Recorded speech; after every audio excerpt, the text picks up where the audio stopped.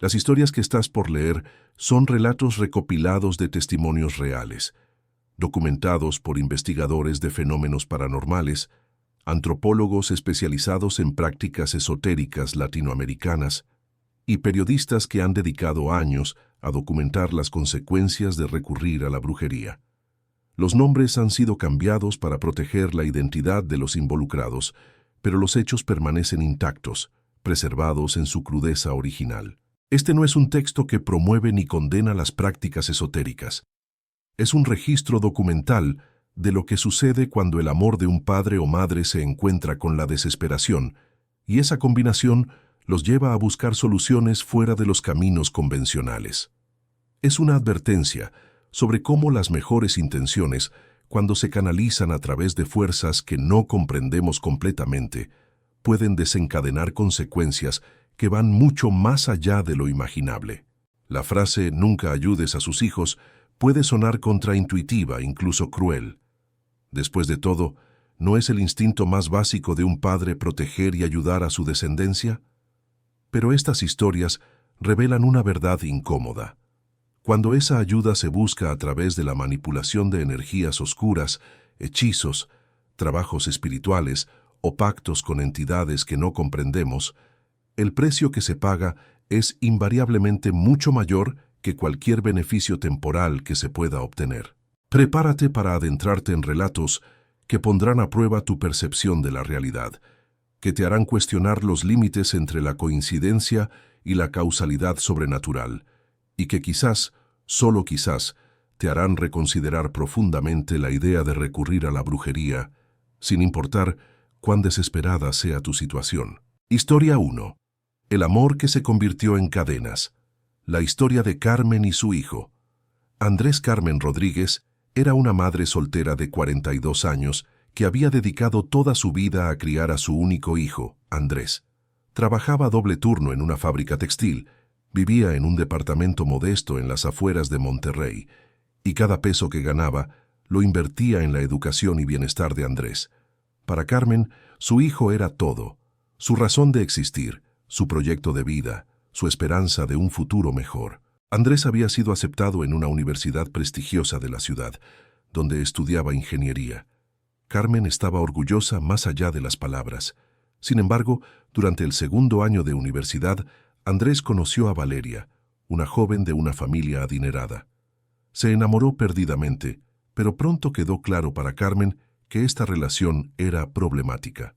Valeria venía de un mundo completamente diferente. Fiestas elegantes, viajes al extranjero, un círculo social que miraba con desdén a un estudiante becado de orígenes humildes. Lo que más preocupaba a Carmen era que Andrés estaba cambiando. Había comenzado a descuidar sus estudios, pasaba todo su tiempo libre con Valeria y sus amigos ricos, y había empezado a avergonzarse de sus propios orígenes.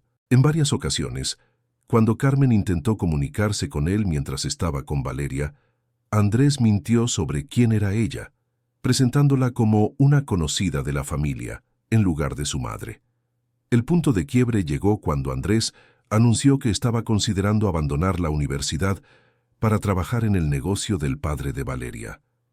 Carmen se horrorizó. Todo el sacrificio, todos los años de privaciones, todo su esfuerzo para que Andrés tirara su educación por una chica que ni siquiera lo respetaba verdaderamente. Intentó razonar con él, pero Andrés estaba cegado por el amor y la promesa de una vida fácil. Las conversaciones se volvieron discusiones. Las discusiones se volvieron gritos. La relación entre madre e hijo se fracturó de una manera que Carmen nunca había imaginado posible. Fue en este estado de desesperación absoluta que Carmen, en su trabajo, confió sus problemas a una compañera, Dolores, quien había trabajado en la fábrica durante décadas. Dolores escuchó pacientemente y luego, con voz baja, sugirió una solución que Carmen nunca había considerado. «Conozco a alguien», dijo Dolores. «Una mujer que puede ayudar con estos asuntos del corazón. Ha ayudado a muchas personas. Puede hacer que Andrés vea la verdad sobre esa muchacha, que vuelva a ti, que recupere el camino correcto en su vida». Carmen, criada en una familia católica tradicional, siempre había rechazado este tipo de prácticas. Pero el dolor de ver a su hijo alejarse, de ver todos sus sacrificios desperdiciados, era demasiado grande. En un momento de debilidad emocional extrema, aceptó el contacto. La mujer se hacía llamar Doña Remedios y operaba desde una casa en una colonia marginal de la ciudad. Cuando Carmen la visitó, encontró a una mujer de edad indeterminada, con ojos penetrantes que parecían ver más allá de la superficie de las cosas.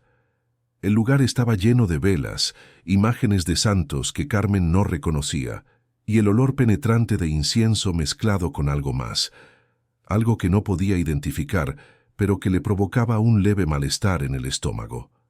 Doña Remedios escuchó la historia de Carmen sin interrumpir.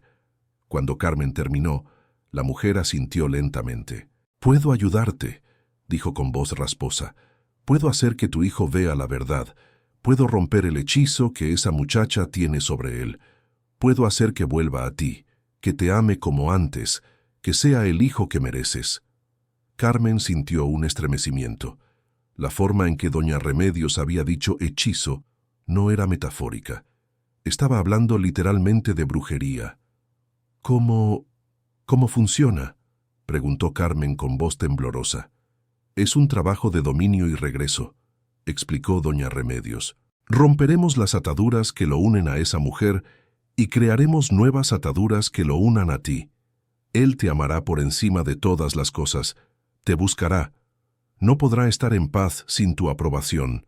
Volverá a ser tu hijo, completamente tuyo». Carmen debería haber escuchado la advertencia en esas palabras, completamente tuyo, pero estaba demasiado desesperada, demasiado dolida. Solo escuchó la promesa de recuperar a su hijo. «¿Cuánto cuesta?», preguntó. Doña Remedios nombró una cifra, 3 meses de salario de Carmen. Era una cantidad enorme, pero Carmen accedió sin pensarlo demasiado. ¿Qué era el dinero comparado con recuperar a su hijo?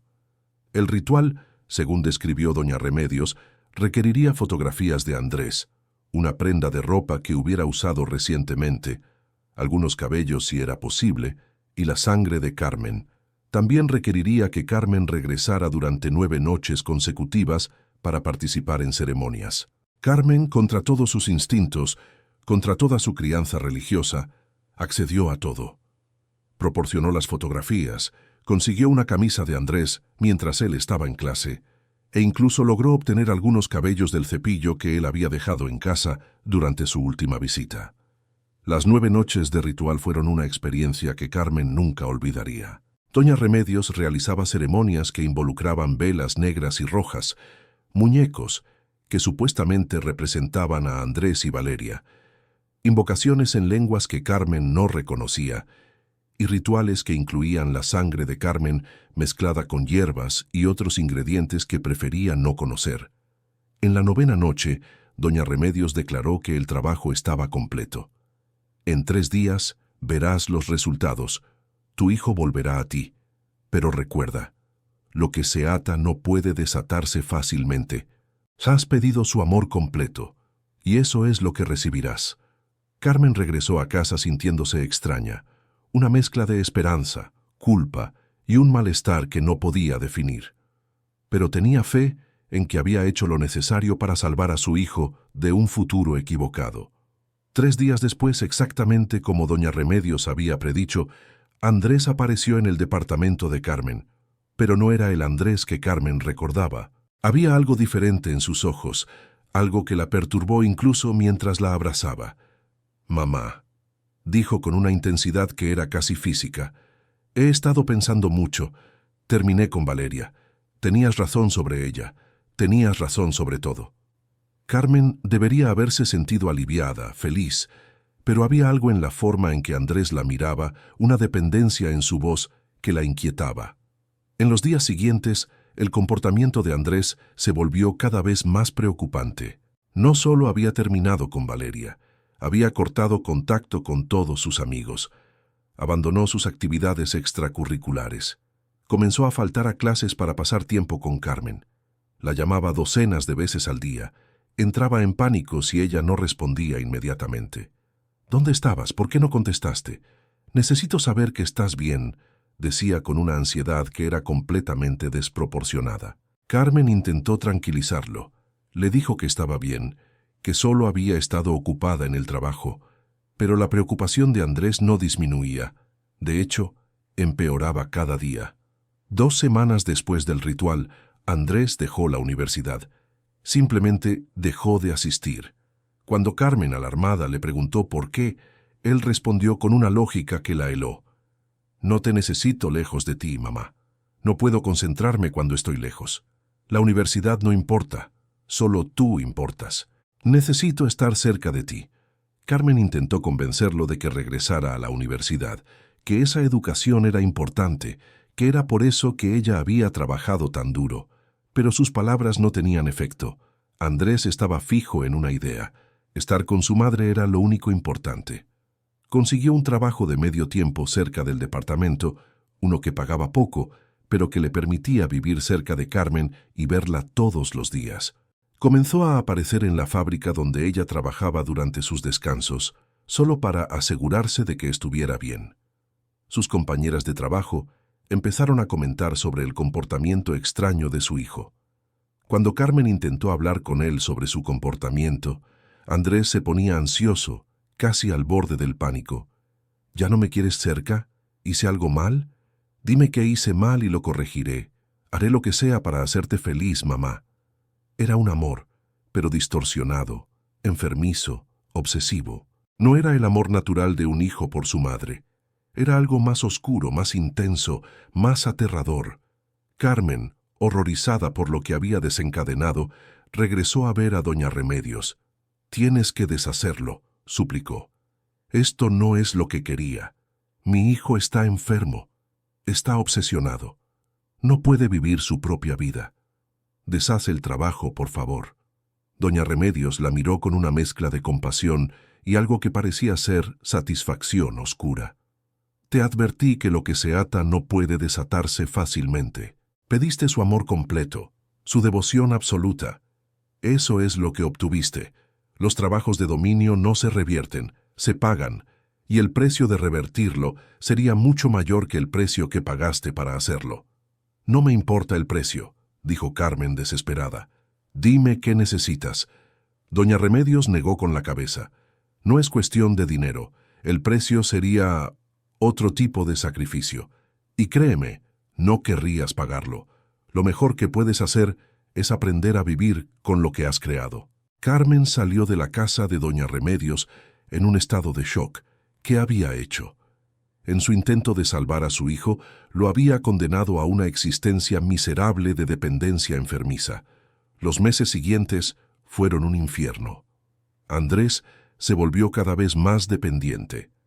Si Carmen expresaba el más mínimo descontento con algo, Andrés entraba en crisis, culpándose a sí mismo, ofreciendo cambiar lo que fuera necesario. Si ella salía con amigas, Andrés la llamaba cada 10 minutos, incapaz de funcionar mientras ella estaba fuera de su vista.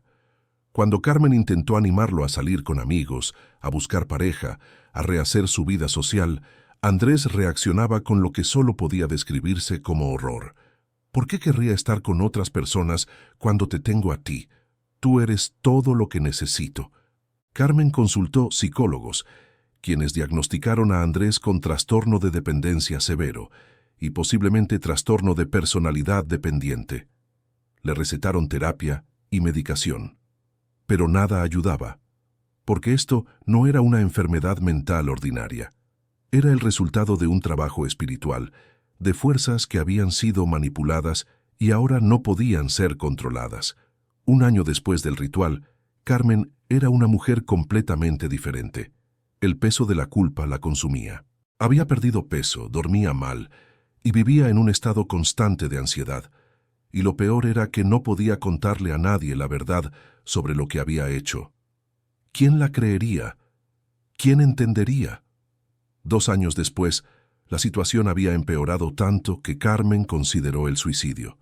No podía más con el peso de saber que había destruido la vida de su hijo. Andrés, ahora de 25 años, vivía como si tuviera 10. No tenía amigos, no tenía pareja, no tenía ambiciones. Su mundo entero era su madre, y esa carga era insoportable para ambos.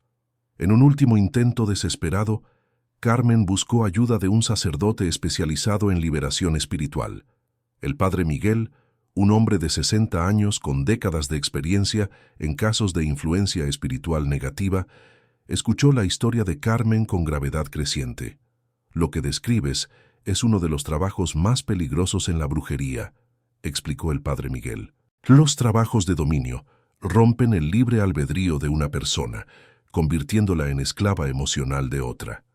Son trabajos que se realizan con entidades oscuras, entidades que se alimentan del sufrimiento causado. Y una vez que estas entidades están involucradas, es extremadamente difícil deshacer su trabajo. ¿Pero es posible?, preguntó Carmen con desesperación. Posible, sí, pero requiere que la persona afectada quiera ser liberada. Y más importante, requiere que quien hizo el trabajo renuncie a él completamente. Andrés está bajo un hechizo, pero ese hechizo se sostiene porque en algún nivel tú todavía deseas su devoción, incluso si conscientemente lo rechazas. Carmen lloró. Tenía razón.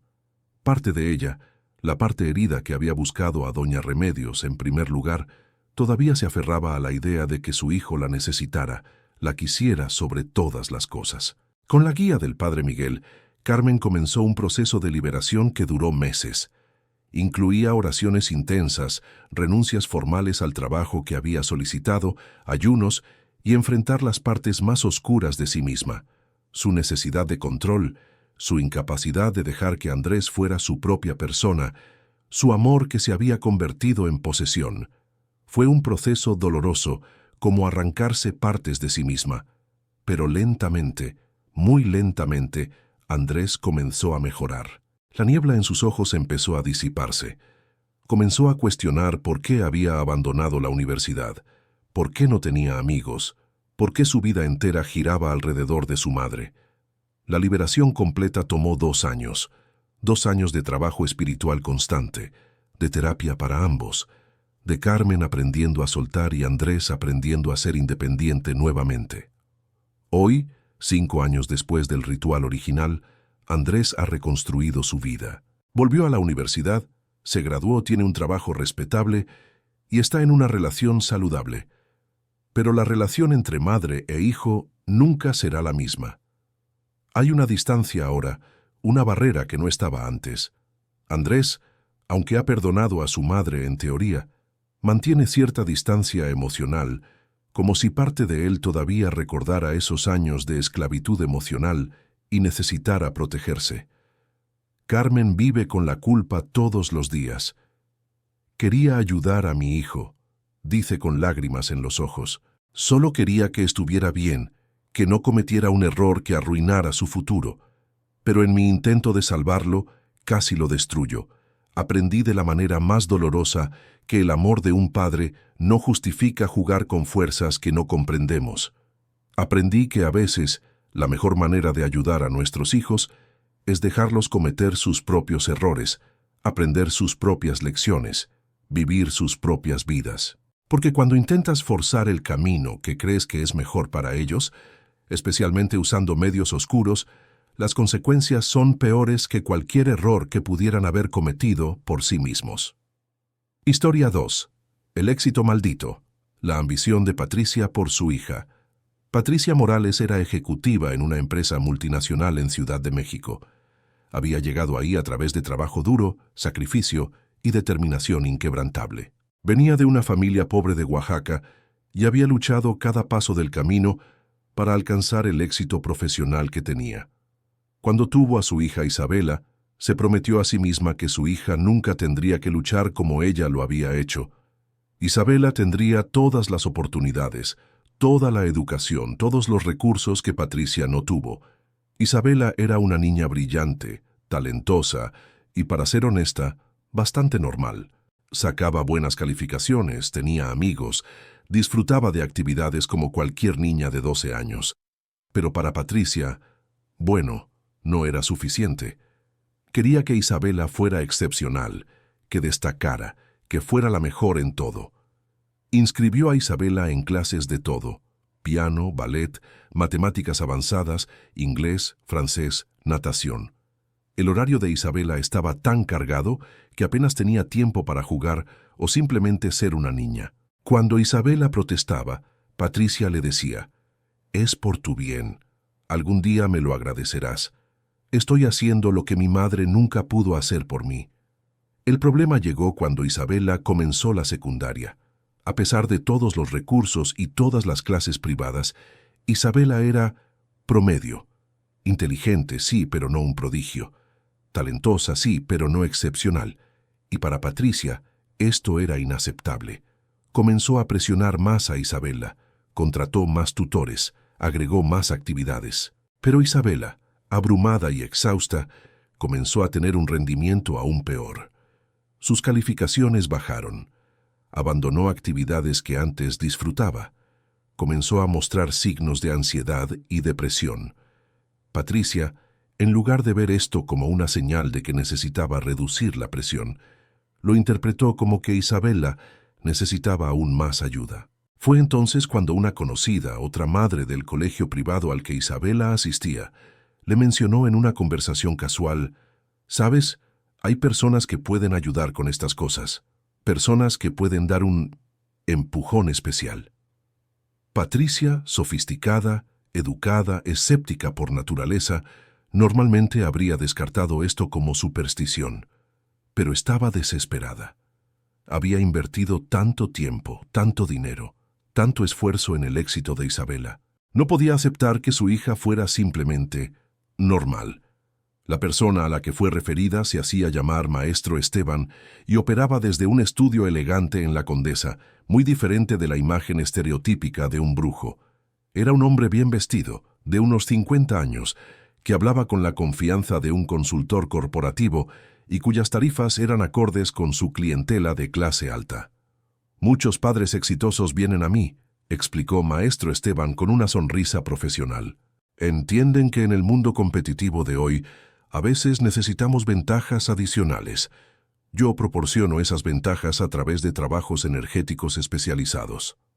Patricia, aún escéptica pero desesperada, escuchó su propuesta. Maestro Esteban ofrecía un trabajo de apertura de caminos y potenciación de talentos. Según él, Isabela tenía bloqueos energéticos que impedían que su verdadero potencial se manifestara. Él podía remover esos bloqueos y alinear sus energías para el éxito académico y personal. El costo era exorbitante, 200,000 pesos. Pero Patricia, acostumbrada a pagar sumas altas por la mejor educación, la mejor ropa, las mejores experiencias para Isabela, vio esto como otra inversión en el futuro de su hija. Pagó sin pensarlo demasiado. El trabajo que Maestro Esteban realizó involucraba varias sesiones donde Isabela tenía que estar presente. Patricia debería haber cuestionado por qué un trabajo energético requería que una niña de 13 años participara en rituales que incluían velas negras, invocaciones a entidades que no eran precisamente ángeles o santos, y ceremonias que se realizaban a medianoche. Isabela, asustada pero condicionada a obedecer a su madre sin cuestionamiento, participó en estas ceremonias sin entender realmente lo que estaba sucediendo. Maestro Esteban le dio un amuleto, una pequeña bolsa de tela que debía llevar siempre consigo, y le dijo que nunca la abriera ni se la quitara. Los efectos fueron casi inmediatos, y al principio, exactamente lo que Patricia había deseado. Isabela, en el espacio de un mes, pasó de ser una estudiante promedio a ser la mejor de su clase. Sus calificaciones mejoraron dramáticamente. Ganó competencias de matemáticas.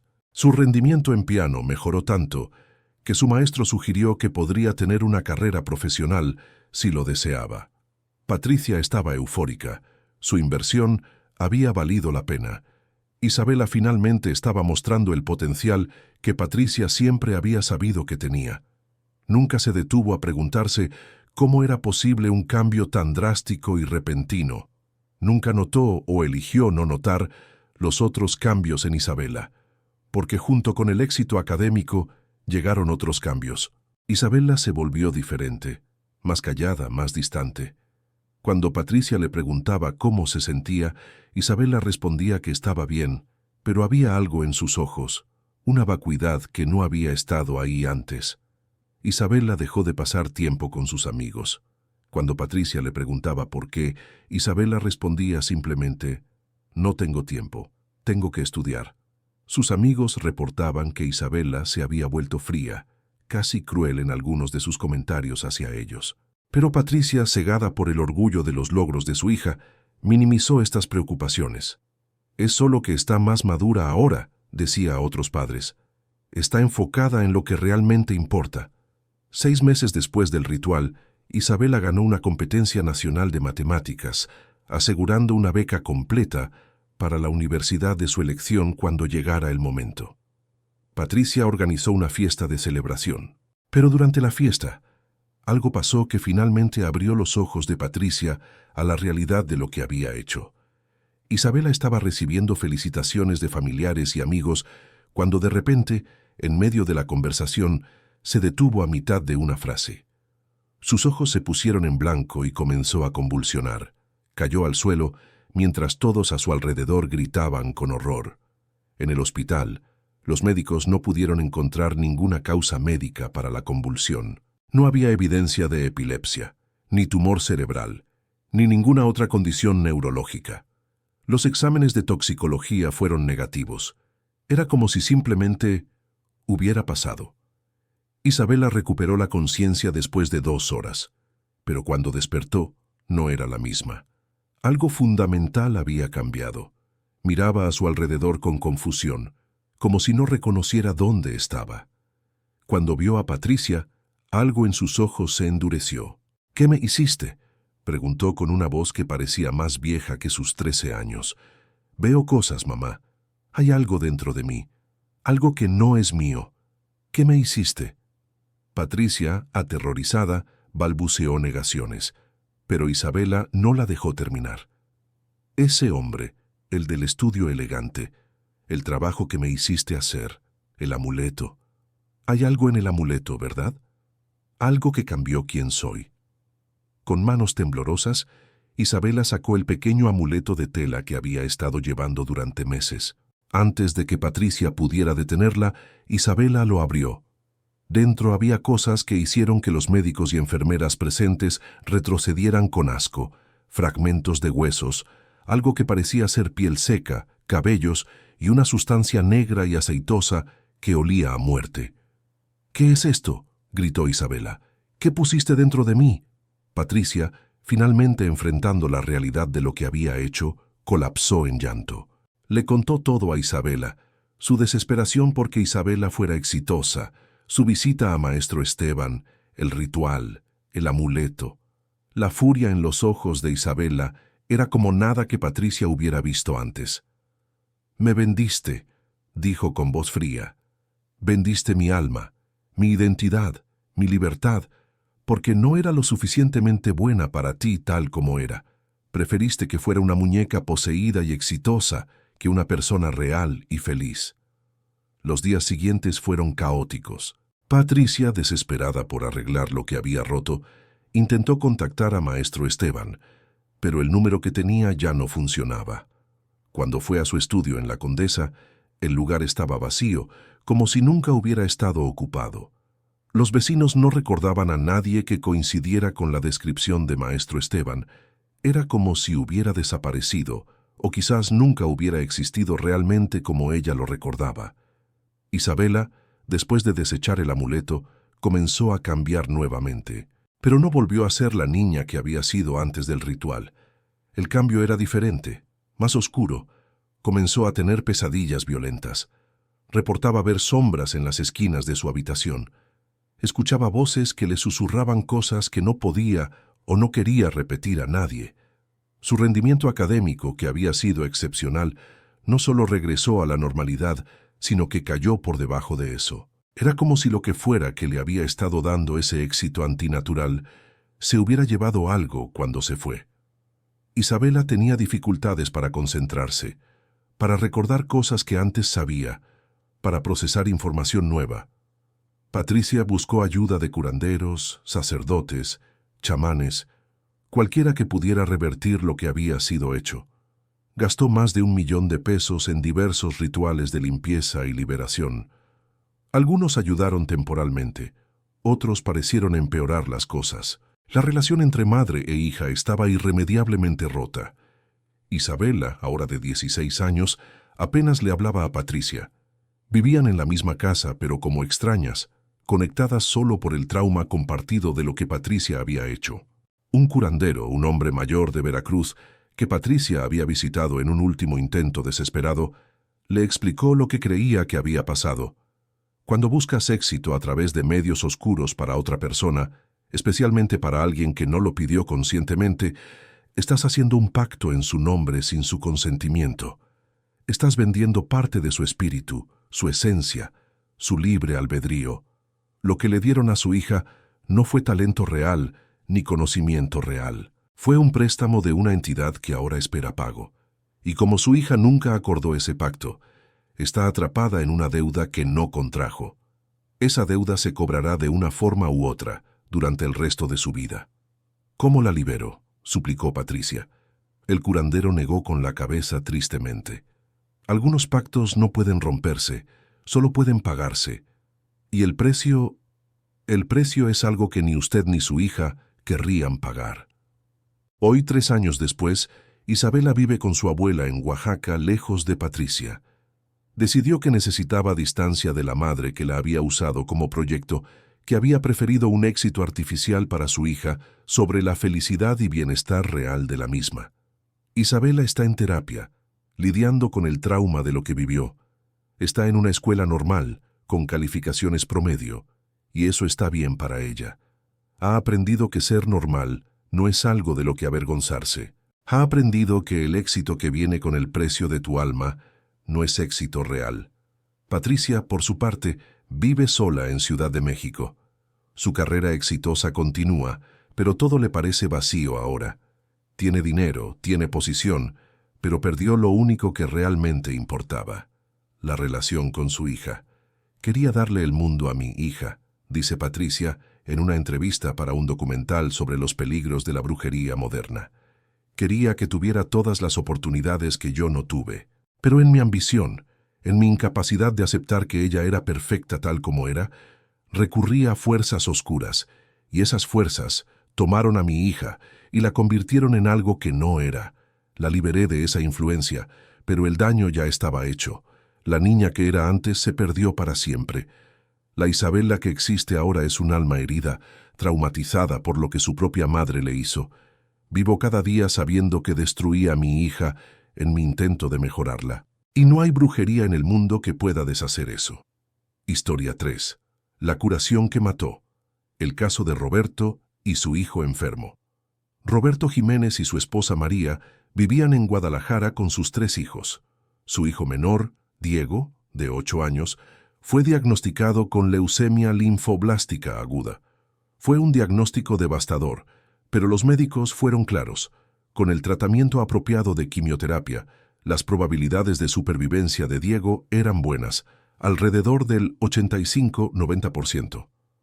Diego comenzó el tratamiento. Fue duro, como es para cualquier niño con cáncer. Perdió su cabello, sufría náuseas constantes, estaba débil y fatigado. Ver a su hijo sufrir así era insoportable para Roberto y María, pero confiaban en los médicos, confiaban en el tratamiento, y tenían fe en que Diego saldría adelante. 3 meses después del inicio del tratamiento, los resultados eran prometedores. El cáncer estaba respondiendo bien.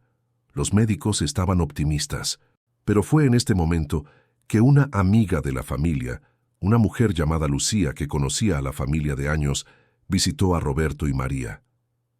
«He estado rezando por Diego», dijo Lucía con aparente sinceridad, «y me vino la visión de alguien que puede ayudarlo, una curandera que tiene el don de sanar.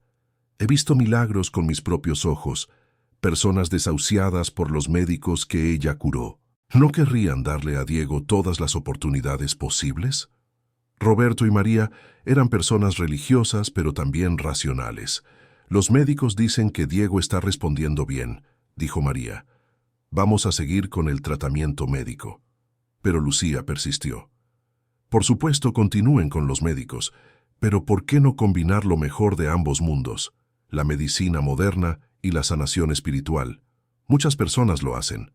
No pierden nada con intentarlo y podrían ganarlo todo. Eventualmente, agotados por meses de ver a su hijo sufrir, Roberto y María accedieron a al menos visitar a la curandera, una mujer llamada Doña Luz, que operaba desde un rancho en las afueras de la ciudad.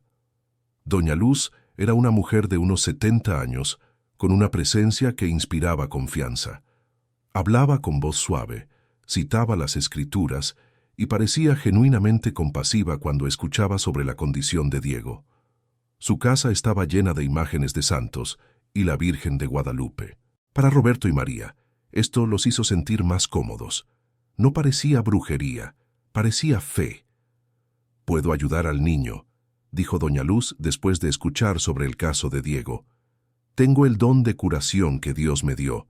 He curado a muchos niños de enfermedades que los médicos no podían curar, pero necesito fe de parte de ustedes, fe completa en el proceso».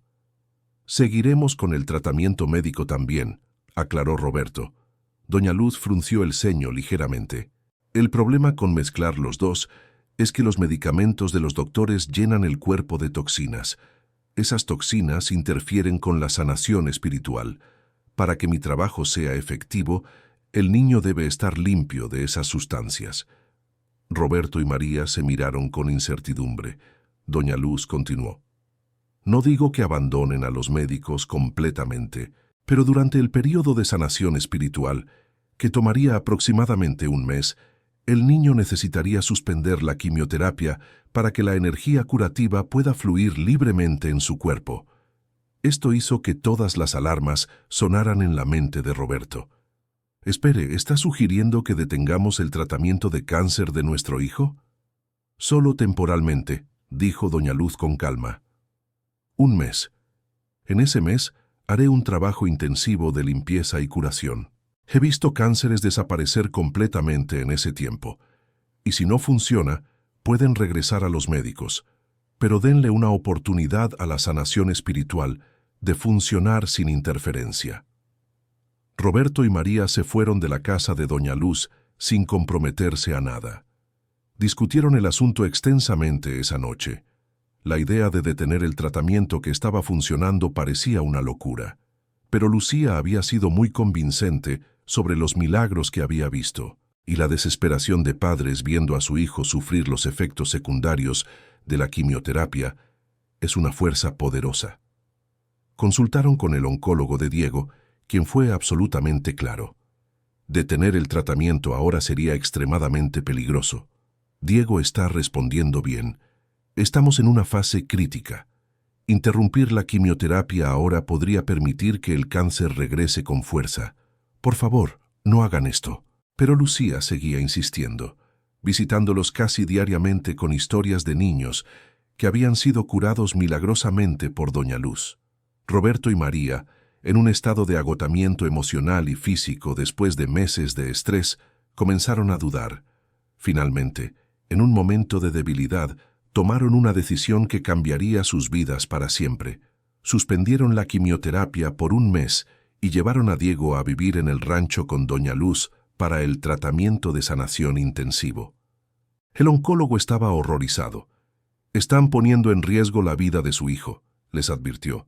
«Por favor, reconsideren esto». Pero Roberto y María, convencidos de que estaban dándole a Diego la mejor oportunidad, no escucharon. Durante ese mes, Diego estuvo bajo el cuidado de Doña Luz. El tratamiento involucraba baños con hierbas, dietas específicas que, según Doña Luz, purificaban el cuerpo, sesiones de limpieza con humo de plantas medicinales y oraciones constantes. Diego también tenía que beber tés preparados por Doña Luz varias veces al día. Roberto y María podían visitar solo los fines de semana. Doña Luz explicó que la presencia constante de los padres podía interferir con la energía curativa. Cuando visitaban, Diego parecía diferente, más débil de alguna manera, aunque Doña Luz les aseguraba que era parte del proceso de limpieza. Al final del mes, cuando Roberto y María fueron a recoger a Diego para llevarlo de vuelta a casa y potencialmente reanudar el tratamiento médico si era necesario, Doña Luz los recibió con una gran sonrisa. «Es un milagro», anunció. «El cáncer ha desaparecido. Diego está curado. Pueden llevar al niño a sus médicos para que lo confirmen si quieren, pero verán que ya no hay rastro de la enfermedad». Roberto y María lloraron de alegría. Abrazaron a Doña Luz, le agradecieron profusamente y le ofrecieron dinero.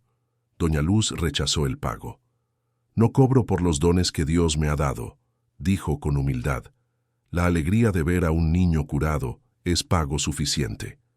Llenos de esperanza, llevaron a Diego de vuelta a casa y programaron una cita con el oncólogo para confirmar la curación milagrosa. Pero algo en Diego estaba claramente mal. Estaba pálido, más débil que antes, y se quejaba de dolor en sus huesos. Cuando el oncólogo examinó a Diego y vio los resultados de los exámenes de sangre, su rostro palideció. «¿Qué le hicieron a este niño?», preguntó con voz tensa. No solo el cáncer no había desaparecido, sino que se había extendido agresivamente durante el mes sin tratamiento. Ahora estaba en su sangre, sus huesos, sus órganos. Diego estaba en etapa avanzada, mucho peor que cuando había suspendido el tratamiento. «Tenemos que comenzar quimioterapia agresiva inmediatamente», dijo el oncólogo. «Pero tengo que ser honesto con ustedes. Las probabilidades ahora son mucho peores que antes. Perdimos un mes crítico». Roberto y María estaban en shock. «Pero Doña Luz dijo que estaba curado», balbuceó María. El oncólogo cerró los ojos, claramente intentando contener su frustración. «No sé qué les dijo esa mujer o qué le hizo a Diego, pero su hijo no está curado. Está gravemente enfermo, mucho más que cuando comenzó su tratamiento». Diego fue hospitalizado inmediatamente.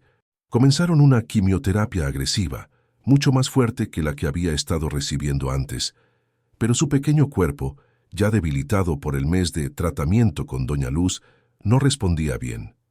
Fue entonces cuando María, revisando las pertenencias de Diego del rancho, encontró algo que la horrorizó. Entre su ropa había una pequeña muñeca, no más grande que su mano. La muñeca estaba hecha de tela oscura y tenía algo escrito en su pecho: el nombre de Diego. Y alrededor de la muñeca había un cordón con lo que parecían ser dientes pequeños. Aterrada, María llevó la muñeca al oncólogo, quien a su vez la llevó a las autoridades. Un análisis forense de los dientes reveló que eran de hecho dientes de leche humanos. Las sustancias en los tés que Diego había estado bebiendo fueron analizadas y se encontraron compuestos que, lejos de ser curativos, eran tóxicos en las cantidades que se le habían estado dando. La policía fue a buscar a Doña Luz, pero el rancho estaba abandonado. Los vecinos reportaron que había partido días después de que Roberto y María recogieron a Diego, llevándose todas sus pertenencias. Era como si hubiera sabido que pronto vendrían a buscarla. Durante la investigación subsecuente, la policía descubrió algo aún más oscuro. Doña Luz había estado involucrada en lo que solo podía describirse como brujería negra, disfrazada de curación espiritual. Había al menos otros 5 casos documentados de niños que habían sido llevados a ella para curación y habían muerto poco después. En cada caso, se habían encontrado muñecas similares entre las pertenencias de los niños. Un investigador de fenómenos ocultistas, consultado por la policía, explicó: «Estas prácticas son parte de lo que se conoce como brujería de transferencia. La creencia es que la enfermedad puede ser transferida de una persona a otra, o en algunos casos, a un objeto o entidad espiritual. Las muñecas con los dientes y el nombre actúan como conductos. Lo que esta mujer estaba haciendo no era curar a los niños, estaba utilizándolos en rituales oscuros, posiblemente para transferir su enfermedad a otros o como ofrendas a entidades oscuras. Para Roberto y María, esta revelación fue devastadora.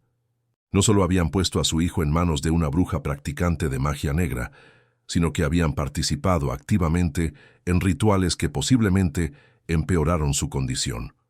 Diego luchó valientemente durante 3 meses más, pero su cuerpo pequeño no pudo con el cáncer avanzado y los daños causados por lo que le habían hecho durante ese mes con Doña Luz. Murió 2 días después de su 9º cumpleaños. El funeral fue una tortura para Roberto y María. Sabían que si hubieran confiado en la medicina, si no hubieran interrumpido el tratamiento, Diego probablemente estaría vivo. Las palabras del oncólogo resonaban constantemente en sus mentes. Las probabilidades de supervivencia eran del 85-90%. Ahora nunca sabremos si Diego habría estado en ese 85% si hubieran continuado el tratamiento. Lucía, la amiga que los había llevado a Doña Luz, desapareció también. Cuando intentaron contactarla después de la muerte de Diego, descubrieron que el número de teléfono que tenían ya no funcionaba y la dirección que conocían resultó ser falsa. Nunca supieron si Lucía era cómplice de Doña Luz o si ella misma había sido engañada. 4 años después de la muerte de Diego, Roberto y María se divorciaron. El peso de la culpa compartida, la constante recriminación silenciosa, el ¿qué hubiera pasado si...? que perseguía cada momento de sus vidas, fue demasiado para su matrimonio. Roberto ahora dedica su vida a advertir a otros padres sobre los peligros de abandonar tratamientos médicos comprobados por promesas de curaciones milagrosas. Habla en hospitales, da entrevistas, comparte la historia de Diego como advertencia. «Mi hijo está muerto por mi decisión», dice Roberto con lágrimas corriendo por su rostro en cada charla que da. Tenía una buena probabilidad de vivir. La medicina estaba funcionando. Pero en mi desesperación, en mi deseo de ahorrarle el sufrimiento de la quimioterapia, lo llevé a manos de alguien que lo usó para propósitos oscuros. Lo dejé en manos de una bruja que se disfrazaba de curandera bendecida por Dios. Y él pagó con su vida mi credulidad. Queremos tanto ayudar a nuestros hijos, protegerlos del dolor, que a veces tomamos decisiones irracionales. Pero cuando esas decisiones involucran abandonar la ciencia comprobada por promesas de magia, las consecuencias pueden ser fatales. Diego debería estar vivo hoy. Debería estar en secundaria, jugando fútbol, riendo con sus amigos, pero no lo está. Y esa es una carga que cargaré por el resto de mi vida. Historia 4. El éxito profesional a cualquier precio. La ejecutiva y su hijo. La historia continúa con un patrón similar.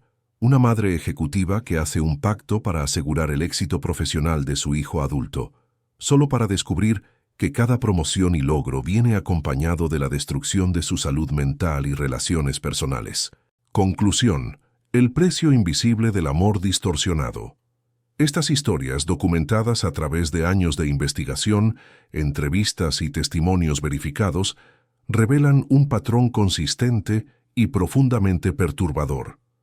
Cuando los padres, motivados por amor genuino pero distorsionado por el miedo, la ambición o la desesperación, recurren a la brujería para ayudar a sus hijos, las consecuencias son invariablemente catastróficas. El título de esta investigación, «Nunca ayudes a tus hijos», no sugiere que los padres no deban apoyar, guiar o asistir a sus hijos. Sugiere específicamente que nunca deben buscar ese apoyo a través de medios sobrenaturales oscuros, a través de la manipulación de fuerzas que no comprenden, a través de pactos que comprometen el libre albedrío o el bienestar espiritual de otra persona. Las lecciones recurrentes de estas historias son: 1. El libre albedrío es sagrado. Cuando se utilizan trabajos de brujería para influir, controlar o cambiar a otra persona, incluso con las mejores intenciones, se está violando algo fundamental en esa persona.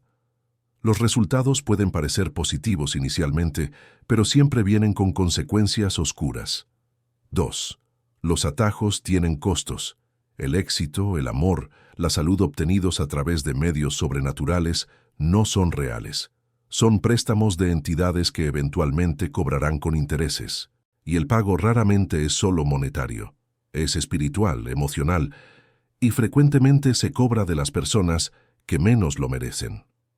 3. La desesperación es el gancho. Los practicantes de brujería oscura son expertos en identificar y explotar la desesperación. Saben que un padre o madre desesperada por ayudar a su hijo hará casi cualquier cosa, pagará cualquier precio, creerá cualquier promesa. Y esa desesperación es exactamente lo que les permite realizar trabajos que nadie en su sano juicio aceptaría. 4. La cura es peor que la enfermedad.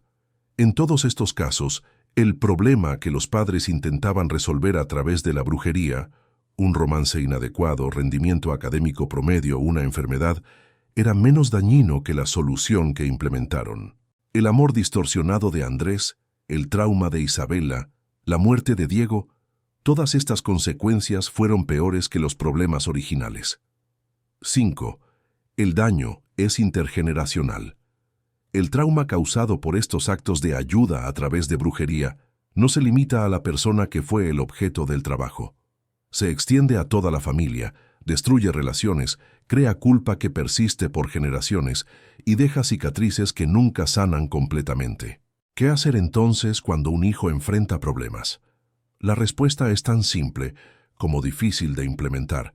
Enfrentar los problemas con honestidad, buscar ayuda de profesionales calificados, médicos, psicólogos, consejeros, aceptar que algunos problemas no tienen soluciones rápidas y sobre todo respetar el libre albedrío y el camino de vida de nuestros hijos, incluso cuando ese camino incluye errores, dolor y lecciones difíciles.